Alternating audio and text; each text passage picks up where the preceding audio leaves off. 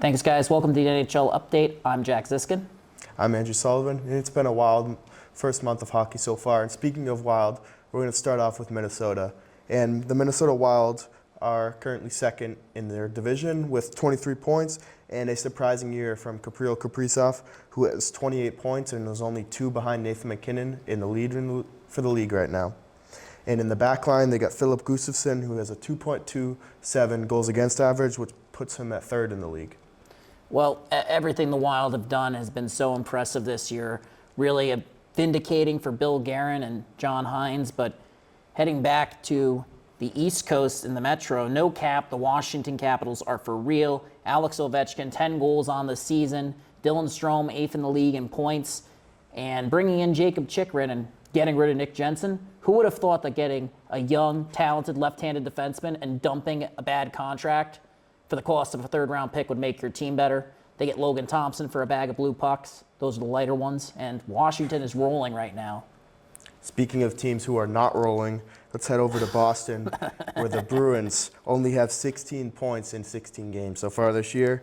And their big offseason acquisition, re-signing Jeremy Swayman, has been not going so well so far, as he is struggling with a 3.13 goals against average and only a .896 save percentage. Well, look, Andrew, I think we said this on our first update.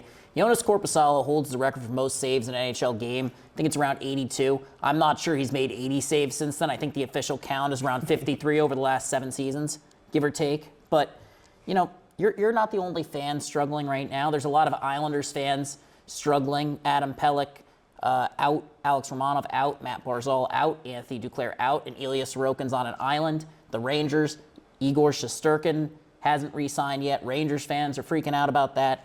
But, you know, there's more bad news on the West Coast too. I mean, Edmonton, have they run out of gas right now? They're not exactly winning the Battle of Alberta even. No, I mean, they are struggling very much, and I don't know if it's that line just doesn't work until the playoffs or what's happening, but their goaltending is an issue like it always is. They should have went out and got somebody, but then again, what do I know? I would argue more than Oilers management and Stan Bowman knows, but that's neither here nor there because, you know, when we look out west, obviously Dallas is the team to watch in the Central. We got Winnipeg. Well, the Jets, the only Jets that are meeting expectations this year are playing in Canada. This isn't an Aaron Rodgers Fugazi operation. This is Winnipeg. They've got 1 loss on the year through 15 games at the time of this recording, and Connor Hellebuck looks like a Vezina candidate yet again. Mark Scheifele and Kyle Connor are cooking, and looks like Scott Arniel might owe him an apology. I didn't expect him to do anything after his disastrous tenure in Columbus, but he's been fantastic. I mean, yeah, we all knew Connor Hellebuck was a fantastic goalkeeper, and the fact that there were even rumors that they would think about shipping him off to teams like New Jersey in the past offseason were just horrible. And now, right now, he's securing his spot for the USA goalie for the Frozen Four. Speaking of, Winnipeg fans were chanting USA backup at Jake Ottinger after they went up 4-0 on Dallas.